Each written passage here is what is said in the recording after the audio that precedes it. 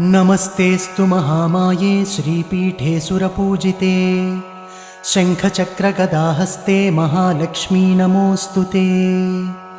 नमस्ते गरुडारूढे कोलासुरभयङ्करी सर्वपापहरे देवी महालक्ष्मी नमोऽस्तु ते। सर्वज्ञे सर्ववरदे सर्वदुष्टभयङ्करी सर्वदुःखहरे देवी महालक्ष्मी नमोऽस्तु ते। सिद्धिबुद्धिप्रदे देवी भुक्तिमुक्तिप्रदायिनी मन्त्रपूते सदा देवी महालक्ष्मी नमोऽस्तु ते।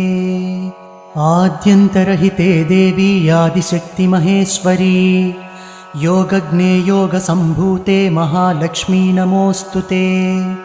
स्थूलसूक्ष्ममहारौद्रे महाशक्ति महोदरे महापापहरे देवी महालक्ष्मी नमोऽस्तु ते।